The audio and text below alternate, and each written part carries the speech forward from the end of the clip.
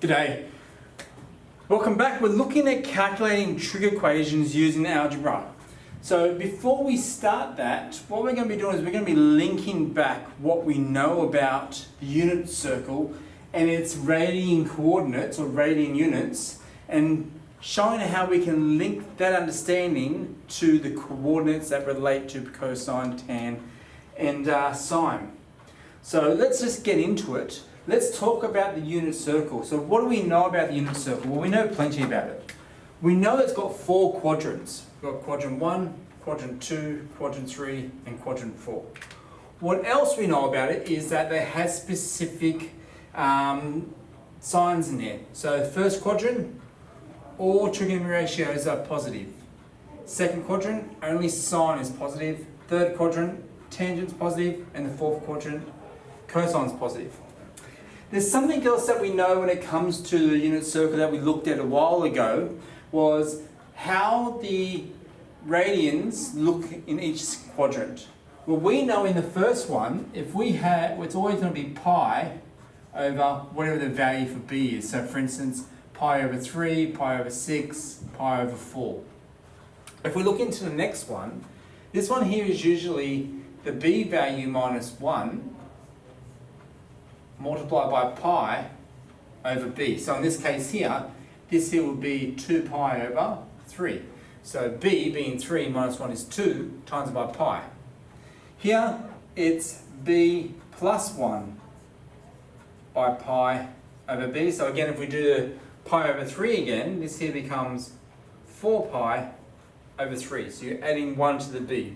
And the last one here is 2 times b minus 1 pi over b. So if we take the 3 again, we get 2 times 3 is 6, take away 1 is 5 pi on 3. So this here is just an example, and it's going to really help us a lot in order to be able to calculate exact points using trigonometric ratios. We can take this a little bit further. What we know is we know that if we have cos x is equal to, say cos x is equal to a half, and sine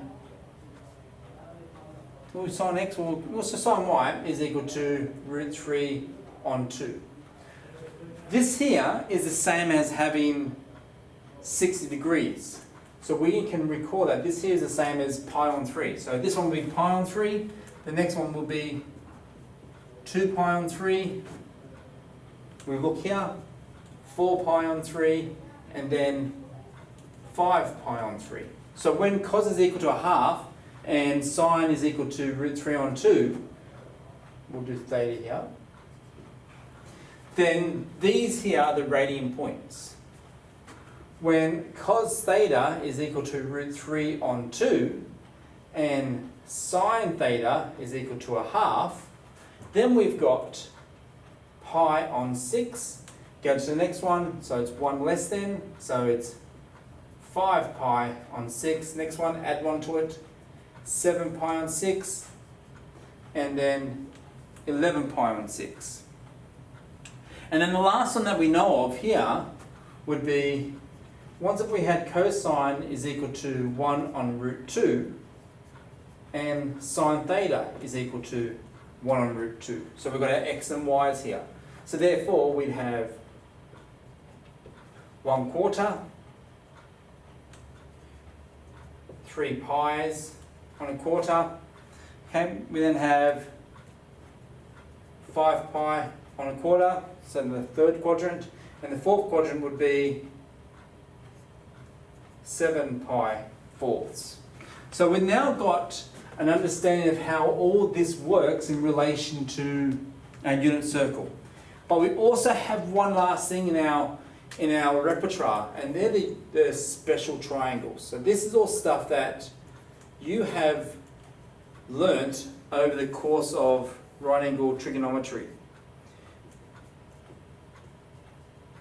where we'll have root 3, 1, 2, root 2, 1, 1. So we can work out by using the right-angle triangles or special triangles what our degree is. So if we had tan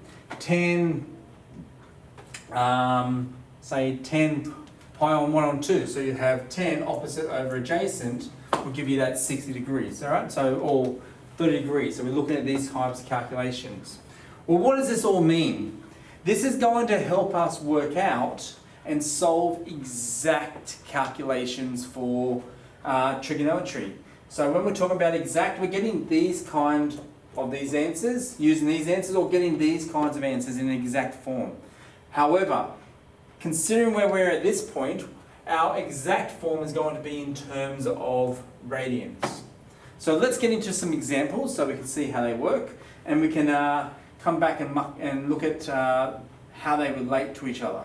All right, so let's do some examples. Where are we? Let's just move this over. All right, so example 1. We've got cosine x is equal to a half. So when we're looking at these types of questions, let's break it down into the sections. Let's look at it. What is the value? Is it positive or negative? What quadrants does it sit in? And then what are the actual exact values for that?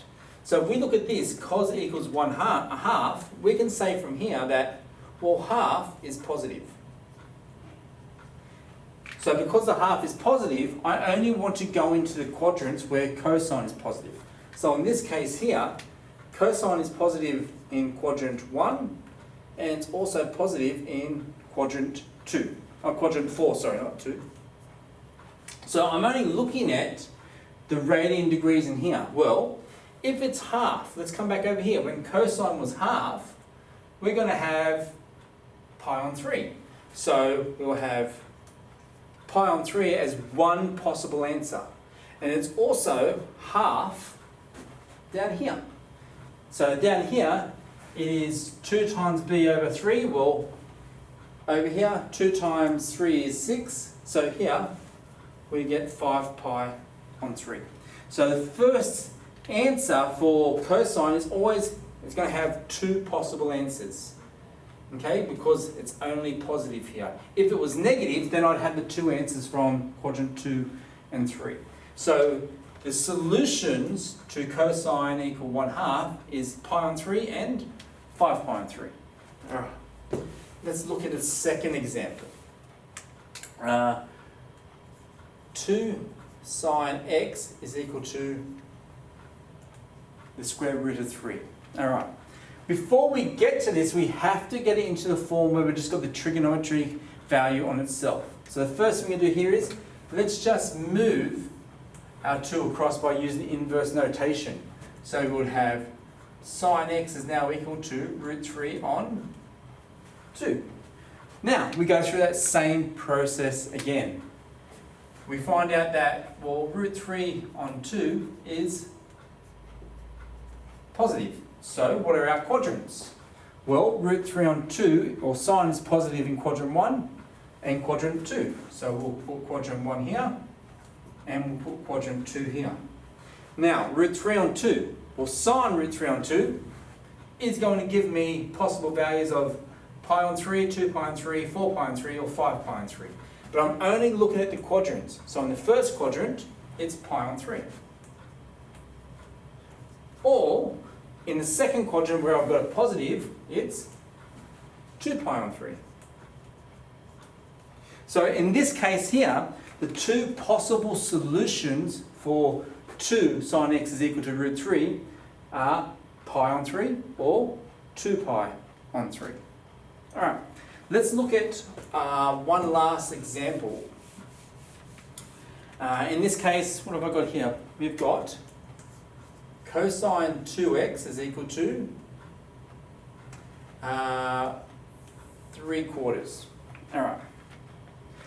This is a little bit different to what we had before. In this case, we need to get rid of this square. And the way we get rid of the square is by taking the square root. So if we square root both sides, these two will cancel out, and I'm left with cosine x is equal to the square root of 3 over the square root of 4. Well, I can square root 4, and that can become 2. So therefore, cosine x is equal to root 3 on 2. and we go through that process again. Okay, we identify that root 3 on 2 here. Well, I've got one more thing I need to think about this here. Whenever you take a square root, it's got to be plus or minus. So in this case, I'm looking at all 4 quadrants. Where is cosine positive? Where is it negative? So in this case, I know I'm going to have the first quadrant, the second quadrant, the third quadrant, and the fourth quadrant. And we just come back and say, well, cos root 3 on 2. Where is cos root 3 on 2? It's here. And everything is over 6. So for the first quadrant, it's going to be pi on 6. Or in the second quadrant, 5 pi on 6. Or in the third quadrant, 7 pi on 6. Or the fourth quadrant, 11 pi on 6. So when it comes to a question where you have the square root, you're going to have 4 solutions. When you come to a question that doesn't have a square root, you're only going to have the 2 solutions to determine if it's on a positive or negative value. In this case, we've got both positive and negative, so therefore we need to have the 4 possible solutions for each of the quadrants.